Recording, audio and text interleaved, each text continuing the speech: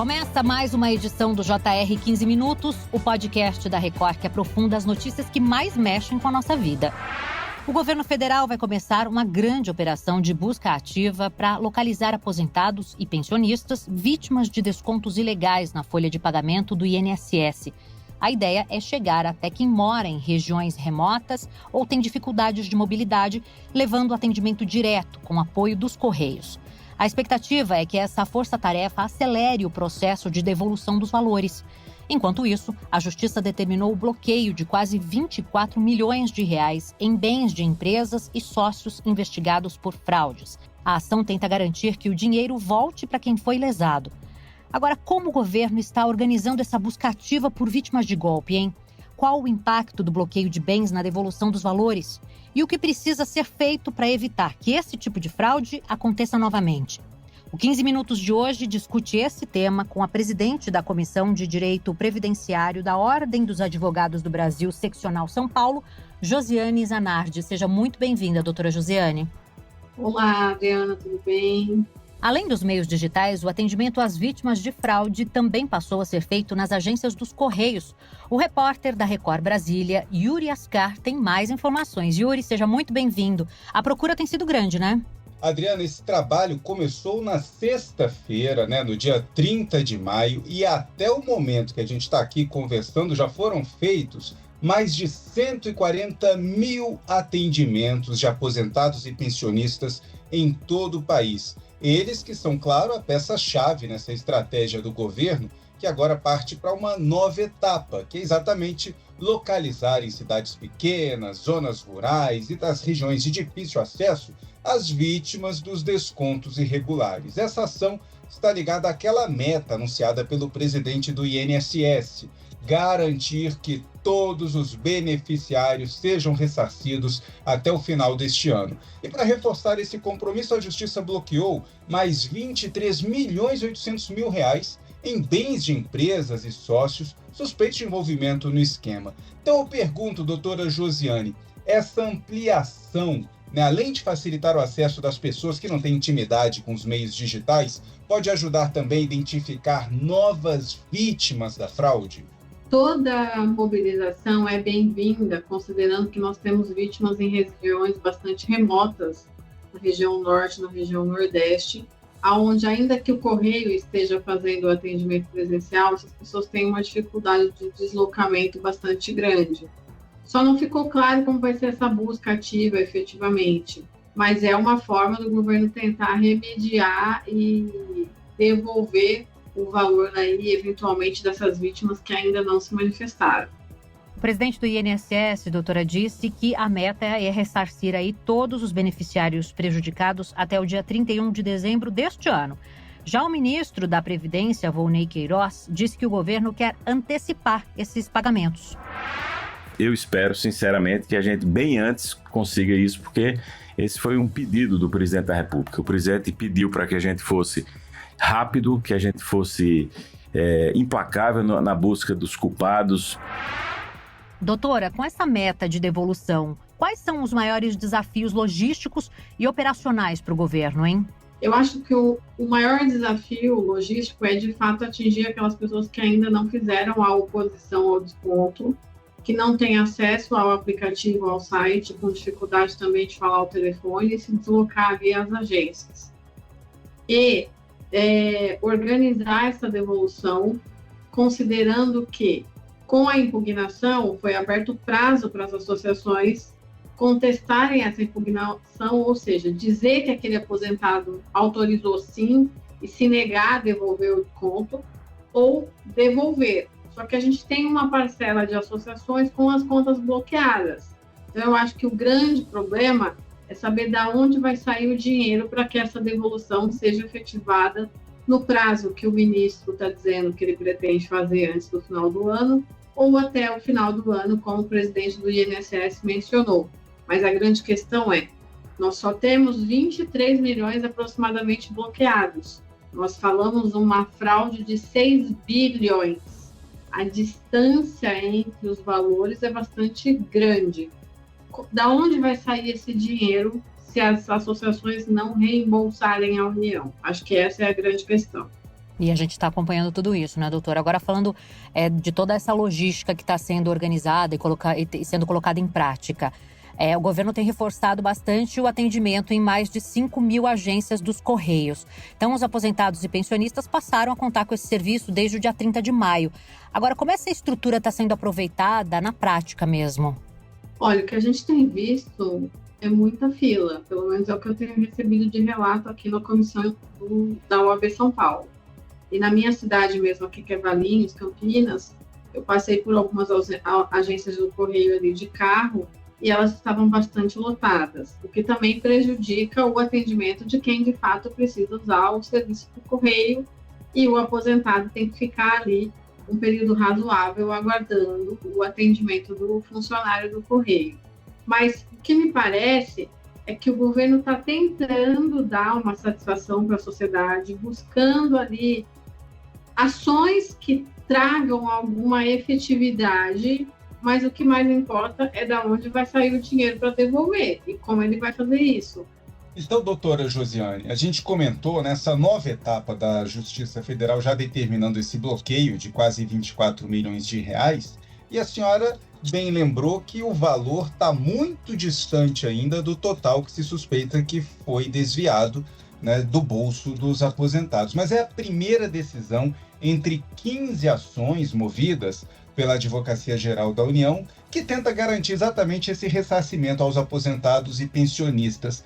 Mas se a gente já sabe que esse valor não deve ser suficiente, mesmo todas essas ações, os bloqueios, né, aqui e acolá são de milhões e temos um prejuízo de bilhões.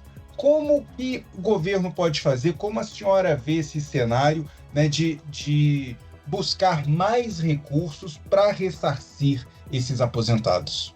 Me parece que ele está tentando, de todas as maneiras, dar uma satisfação para toda a sociedade, não só os aposentados que foram atingidos.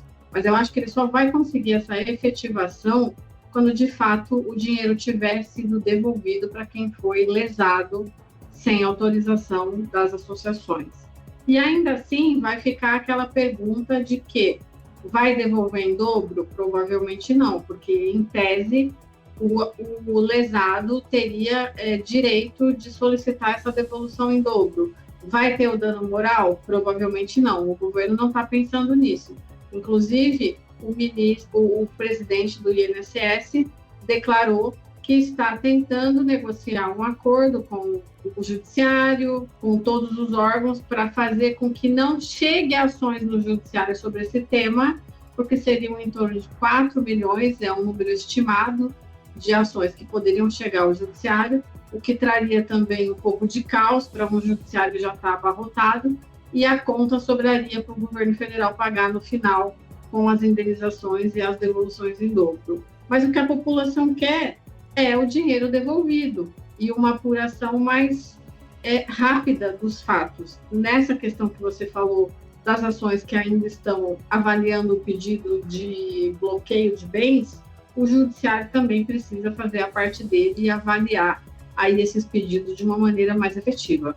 Então, doutora, como a gente pode, a partir desse cenário, a gente pensa aí, se são 9 milhões de aposentados e pensionistas que tiveram esses descontos feitos por associações e notificados, né, via INSS. O avanço das investigações, esse avanço, ele colabora para identificar com precisão quem sofreu desconto indevido? São duas frentes. A gente tem o aposentado, né, nesse atendimento, seja pelo virtual ou agora que ele pode ir no presencial, avisando: eu não aceitei, eu nunca me inscrevi para nenhum desconto na minha participação, né, no meu benefício do INSS. E do outro lado, o avanço da investigação vai ajudar a ter esse dado casado lá na frente, já que a senhora está preocupada, inclusive, com as declarações do presidente Lula, que disse que não tem pressa, né? Como é que fica o aposentado nesse caminho todo aí? Sim, com certeza. O trabalho conjunto de várias frentes, ele resulta numa finalização da questão melhor e mais rapidamente. As investigações, paralelamente ao fato de que o aposentado pode abrir no aplicativo e dizer se ele fez ou não a autorização, vai ajudar. Pelos últimos números que eu verifiquei, cerca de 2,054 milhões, né, 2,05, já disseram que não autorizaram os descontos. E que estima-se aí entre 4 e 9 milhões que possam ser vítimas. O número ainda está abaixo do estimado, considerando a dificuldade ali no uso do aplicativo, porque não é sempre que ele está funcionando, a dificuldade do aposentado ter acesso, a dificuldade do deslocamento, as filas no correio, enfim, toda a dificuldade que a gente sabe que o aposentado tem. Então, todo esforço, de fato, ajuda, mas eu ainda acho pouco. Eu acho que está faltando uma força-tarefa mais efetiva do governo, não só do INSS, mas também da Controladoria, da AGU, para que a população toda tenha uma resposta mais efetiva. Porque até agora, pelo que acompanhei, também ninguém foi preso. Houve aí alguns bens congelados, como você citou, mas não se falou em prisão, está todo mundo, me parece, respondendo em liberdade, então a sociedade precisa de uma resposta. Agora, doutora, além das notificações pelo aplicativo Meu INSS, o apoio dos Correios, né, no atendimento presencial, há outras estratégias previstas pelo governo para garantir que todas as pessoas lesadas sejam atendidas de forma, então, efetiva? Até o momento, não. Até o momento que a gente tem são essas alternativas: aplicativo, site, telefone ou as agências do Correio. E a gente tem também, doutora, o problema de comunicação com quem mora em áreas rurais, áreas mais isoladas, porque se a própria pessoa tem que ir pessoalmente ou ligar, né, no telefone do INSS ou acessar o site para fazer essa notificação ao governo, olha, eu não autorizei, como é que fica para quem mora em lugar tão longe, né? Tem um risco ainda dos prejudicados nem saberem que foram vítimas, e aí há o risco de muita gente ficar de fora até do ressarcimento quando ele vier, né? Com certeza, tem esse risco, porque aquela pessoa que não tem acesso ao extrato do benefício dela e ela não consegue identificar aquele desconto e nem fazer a impugnação, ela vai ficar sem a tomada ali de providências e vai ser considerado como legítimo aquele desconto que sequer ela sabe. Doutora, quais canais oficiais os beneficiários podem acessar para verificar se tem direito a esse ressarcimento, hein? Essa é uma dúvida de muitos. Os únicos canais oficiais são o site Meu INSS ou o aplicativo Meu INSS. Necessariamente tem que olhar dentro desse site, desse aplicativo, que é onde tem as informações das aposentadorias e dos benefícios do beneficiário. Além disso, o telefone 135, que é do INSS, e agora o acordo de cooperação técnica, que foi firmado com o Correio, aonde os atendentes estão verificando para aquelas pessoas que têm dificuldade de acessar via internet. Somente essas 4 possibilidades. O INSS não entra em contato com ninguém por telefone, nem por WhatsApp, nem por e-mail. Isso precisa ficar muito claro. Não existe uma outra maneira de agilizar essa devolução. Então, as pessoas precisam sempre desconfiar de qualquer promessa, qualquer facilitação que ele receba via WhatsApp, telefone ou e-mail. Isso é falso, isso é golpe. Agora, doutora, temos aí um risco também de judicialização dessas empresas que estão sendo investigadas, porque, por exemplo, se elas não conseguirem comprovar nessa etapa agora que, de fato, os aposentados e pensionistas autorizaram esse desconto mensal do benefício, antes de devolver o dinheiro, elas podem buscar a justiça e aí esse dinheiro demorar ainda mais para ser devolvido? Pode.